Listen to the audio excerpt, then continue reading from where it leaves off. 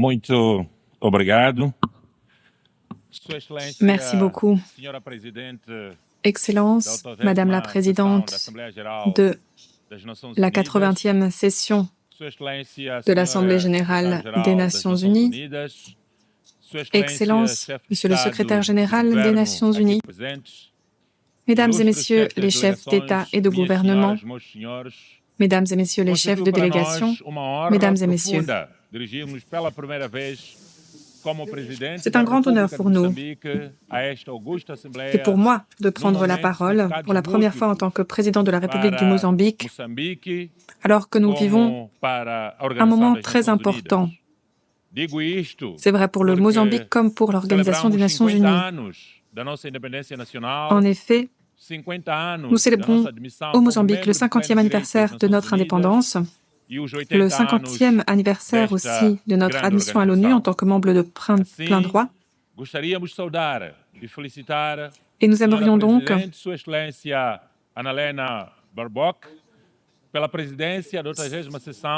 féliciter la présidente de la 80e session et saluer également son prédécesseur qui a réalisé un travail remarquable. Je me dois également de rendre hommage au secrétaire général des Nations unies, son Excellence Antonio Guterres, qui défend toujours sans relâche le multilatéralisme, a à cœur les priorités de l'Afrique et a lancé l'initiative ONU 80 visionnaire. Aujourd'hui, alors que 8 décennies ont passé depuis la création de l'ONU, nous nous félicitons de constater les progrès réalisés. Assim como a de muitos países africanos e de outros continentes deste planeta Terra, é apenas uma das muitas evidências deste legado das Nações Unidas. Apesar dos múltiplos desafios que a ONU enfrenta, les progrès réalisés par mon pays, le Mozambique, ainsi que par bien d'autres pays d'Afrique et d'autres continents en sont la preuve également. L'ONU reste chef de file des processus internationaux. Tout effort de réforme visant à rendre l'ONU plus réactive, à doper ses capacités à prendre à bras-le-corps les réalités d'aujourd'hui, ne sera achevé et complet que si ces réformes englobent une réforme du Conseil de sécurité de l'ONU. Excellence, l'année 2025 met à rude épreuve le multilatéralisme dont les limites sont testées. Le multilatéralisme qui a en son cœur l'ONU. Nous sommes les témoins d'une intensification et d'une escalade des conflits aux quatre coins du monde. Et l'on constate aussi un sentiment croissant d'impunité. Les conflits qui continuent de faire rage dans différentes régions du monde et les différentes crises avec lesquelles nous sommes aux prises nous rappellent que la promesse faite de sauver les générations futures du fléau de la guerre, promesse inscrite dans la charte de 1945, n'a pas encore été tenue. Pendant 8 décennies, nous avons bâti des institutions multilatérales, des garde-fous, des règles pour régir les affaires internationales et ce travail est maintenant en péril. Les guerres se multiplient, la crise climatique s'envenime. Les morts sont de plus en plus nombreux. Les droits de douane sont augmentés.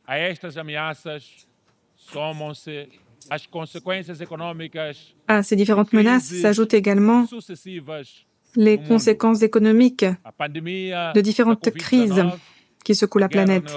La pandémie de Covid-19, la guerre en Europe, la guerre qui fait rage au Moyen-Orient et les différentes guerres en Afrique, qui entraîne une volatilité sur la scène internationale et une hausse des prix. En raison de cela, l'endettement n'est plus viable et les inégalités se creusent au sein de nos sociétés. Nous sommes les témoins d'un retour de bâton préoccupant, ou plutôt d'un retour en arrière par rapport aux engagements internationaux. Il ne nous reste plus que 5 ans pour réaliser le programme à l'horizon 2030. Les objectifs de développement durable sont en péril.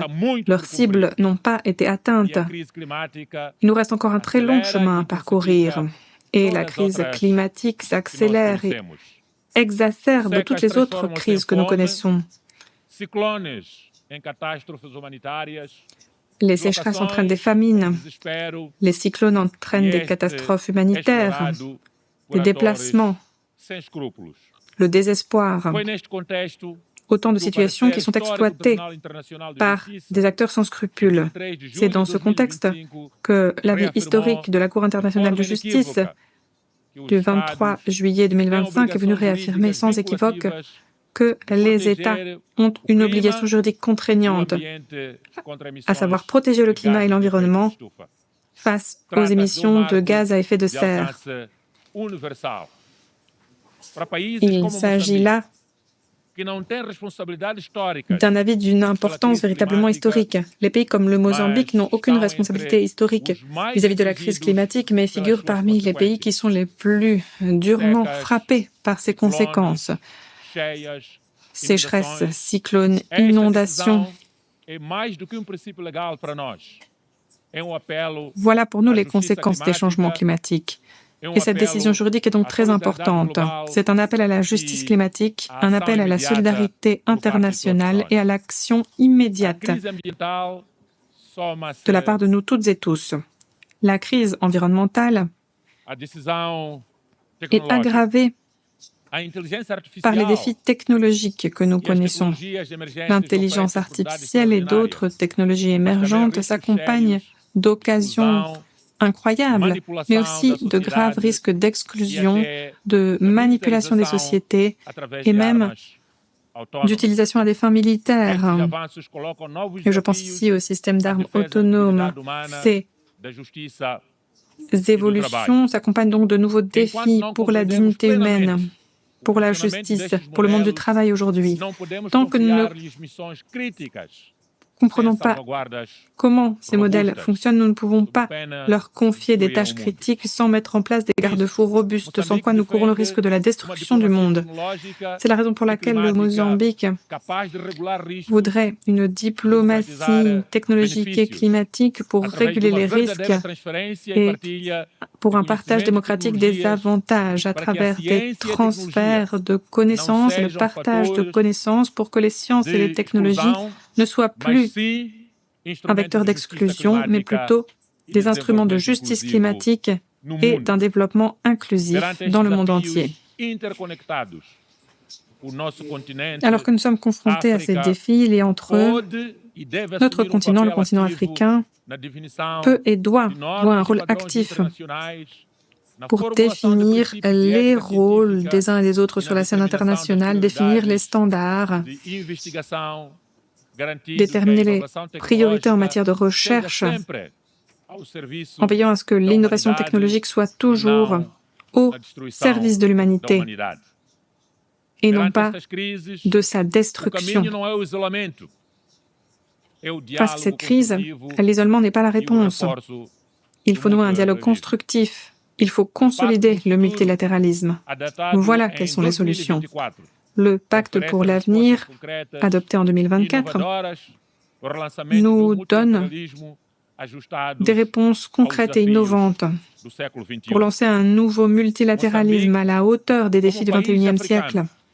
Le Mozambique, en tant que pays africain doté de ressources naturelles très abondantes et d'une richesse culturelle sans pareille, s'est distingué par le renforcement de sa démocratie à l'échelle du continent africain. Nous avons choisi d'avancer sur la voie du pluralisme démocratique. Nous avons travaillé sans relâche pour consolider le socle d'un système démocratique robuste, avec la tenue d'élections à intervalles réguliers en toute transparence, des élections qui reflètent la volonté du peuple en veillant à ce que chaque citoyen puisse faire entendre sa voix et ait son mot à dire dans les décisions qui forgeront l'avenir de notre pays. Et notre présence ici même est le résultat d'un processus libre et transparent aux mains du peuple du Mozambique, partout, aux quatre coins de notre pays, y compris au sein de notre diaspora. Nous sommes de longue date engagés en faveur du dialogue. Nous voulons jeter des ponts entre différents acteurs politiques et sociaux. Cet attachement au dialogue s'est révélé crucial pour permettre une paix pérenne après des décennies de conflits et pour garantir la stabilité politique dont nous continuons de profiter aujourd'hui encore. Aujourd'hui, le Mozambique se distingue par les efforts qu'il continue de déployer pour promouvoir un dialogue national inclusif. Une phase de consultation publique a été lancée le 10 septembre. Nous sommes à pied d'œuvre pour faire en sorte que tous les pans de la société, tous les individus, quelle que soit leur origine ou leur statut socio-économique, puissent se faire entendre. Les préoccupations et les doléances de toutes et tous doivent être prises en compte dans les décisions nationales. Ce processus va non seulement consolider notre démocratie, mais nous permettra aussi de faire en sorte que le développement de notre pays soit véritablement tracé en tenant compte des besoins et des aspirations de tous les Mozambicains sans exception. Nous pensons que la force véritable d'une nation ne réside pas seulement dans sa capacité à résoudre les conflits, mais aussi dans sa capacité à promouvoir de façon pacifique et constructive son développement. Nous sommes fiers des pays que nous avons faits jusqu'ici et nous disons de nouveau notre volonté de continuer d'aller de l'avant en tant qu'exemple de la démocratie en Afrique, exemple en matière de cohabitation pacifique sur le continent africain et dans le monde entier. Nous sommes fiers d'avoir siégé récemment en tant que membre non permanent du Conseil de sécurité. Nous avons évoqué à ce titre le rôle du continent africain dans les affaires internationales. Et nous avons aussi promu l'adoption d'une résolution qui a ouvert la voie à un financement plus stable et prévisible des opérations en appui à la paix réalisées par l'Union africaine via des contributions de l'ONU. L'Afrique n'est pas seulement un bénéficiaire de l'ordre multilatéral, elle en est aussi un acteur indispensable et un acteur indispensable des réformes et de la revitalisation du système multilatéral. Le Mozambique continuera de défendre la position selon laquelle l'Afrique devrait avoir 2 sièges permanents au Conseil de sécurité et avoir un poids plus important au sein des institutions internationales. Il nous faut une nouvelle architecture financière internationale pour alléger le fardeau de la dette, mobiliser des ressources financières pour le développement durable et pour l'action climatique. Il faut corriger les asymétries historiques du système financier international. Il nous faut un multilatéralisme inclusif à même de préserver le caractère intergouvernemental de l'ONU sans permettre que cette organisation devienne une assemblée où les plus riches uniquement feraient valoir leur point de vue. Nous aimerions réaffirmer notre position selon laquelle il faut 2 États, la Palestine et Israël, vivant côte à côte dans la paix au Moyen-Orient. C'est la seule solution juste, légitime, durable pour répondre aux aspirations des 2 peuples concernés. Je félicite les pays qui récemment ont pris la décision de reconnaître la Palestine. C'est le même droit qui a été reconnu à Israël. Cela contribuera à en renforcer la légitimité et contribuera aussi à la recherche d'une solution pour les 2 États. Dans le même esprit, je dis de nouveau, notre objection aux mesures coercitives unilatérales qui visent Cuba, le Venezuela, le Zimbabwe et d'autres pays encore, en violation flagrante de la Charte des Nations Unies. Il s'agit aussi d'une violation des principes de justice, de solidarité et des principes du droit international. Mesdames et messieurs, le thème choisi pour cette session est le suivant: Meilleur ensemble, plus de 80 ans au service de la paix, du développement et des droits humains.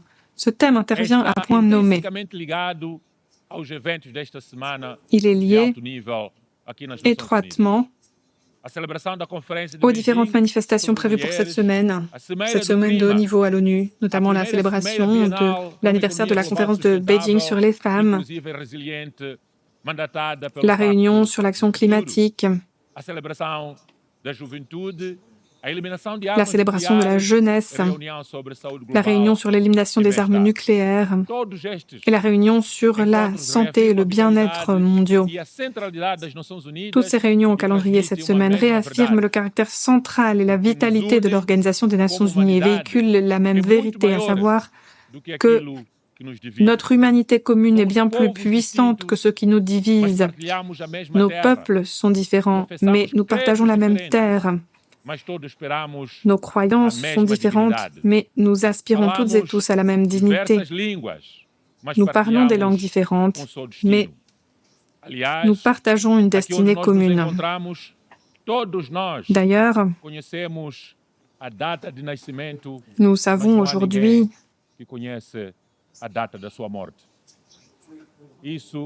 tous quelle est notre date de naissance, mais aucune personne ne sait quand elle décédera. Et cela montre bien notre égalité en tant qu'êtres humains.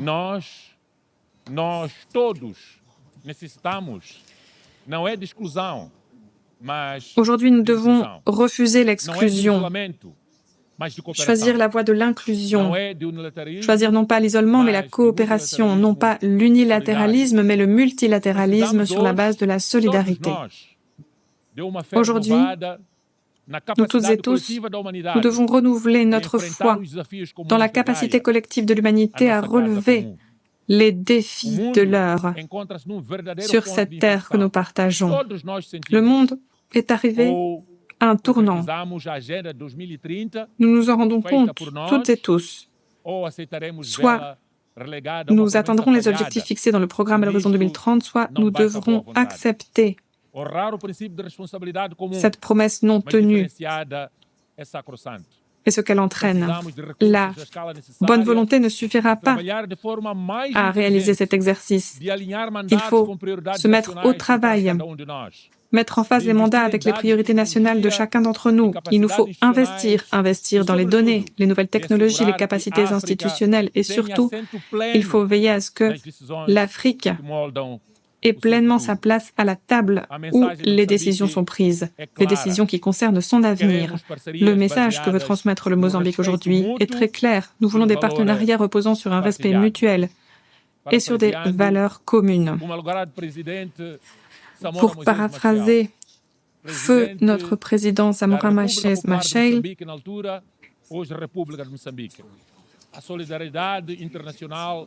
la solidarité internationale n'est pas un signe de charité, c'est un acte d'unité.